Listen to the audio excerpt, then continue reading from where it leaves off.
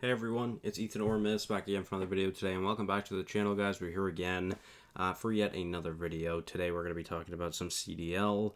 Today we're going to be talking about the up-and-coming, or I guess not up-and-coming, but the newly released and announced and speculated Rostermania things that are going on. So yeah, I mean, first off, Scraps could be rejoining the league, which is very exciting. Of course, on the flank a few days ago. Real interesting one. I don't think. I am going to keep that muted.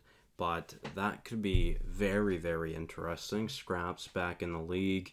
Looks like he could be a substitute for the Ravens, which would be interesting. Of course, he played for the Ravens in year one of Modern Warfare. I guess year one of the CDL, sorry, back in Modern Warfare 2019. So that could be really interesting. And yeah, of course, also in this roster, it looks like it could be Zero, Nasty, Paul, and Asim, which is an interesting roster. Probably on the lower end, if you were to ask me, of the rest of the league, but obviously only time will tell. We still don't know yet, so yeah. Moving on, really interesting. Revan is now the GM of the Seattle Surge, so that's very interesting. Yeah, I mean, obviously he's been in this. He's been in the the COD scene for a very, very long time. He's very entertaining, of course, as well.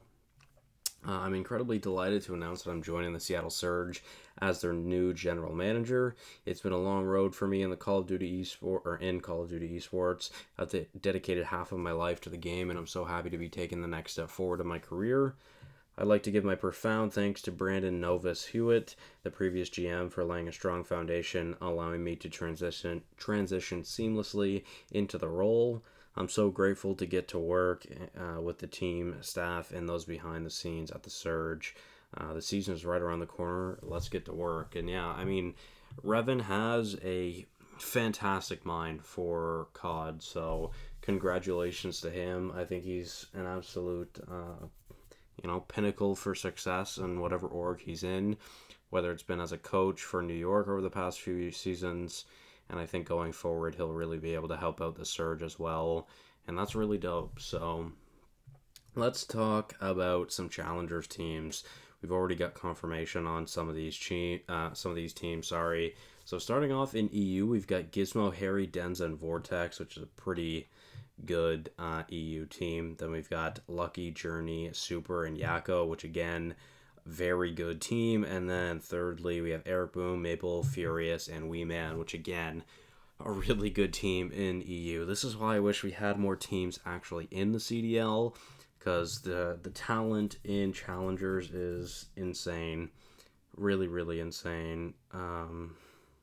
Yeah, it's weird. Nonetheless, we'll continue on. So onto the NA region, we've got Two Real, Mock, Hollow, and Yuli. Now, I'm not too sure about this team. I think this team could be pretty good, although overall I think it's a little bit. It's probably the worst team I've seen so far for challengers, but who knows, right? It's a new game. Moving on to Yeez, Fire, Exotic, and Jintroid. That's a really good team. I really like that team. Same thing with the next one, Sensor, Bean, Shawnee, and Volance, which again, a really good team. Of course, Bean's a substitute heading into next season, which is nice. Sensor and Shawnee looking to find their way back in the league, which is very possible. And then one of my favorite rosters so far in Challengers is Saints, Decimate, Blast, and Mohawk. A really good lineup. I was really hoping Mohawk would make it into the league this year, but not looking very likely for him, unfortunately. But still a fantastic team. Definitely could be one of the best heading into Modern Warfare 2022. And then the final team to talk about, Gunless, Pristini, Ghosty, and Pentagram. A really good team as well.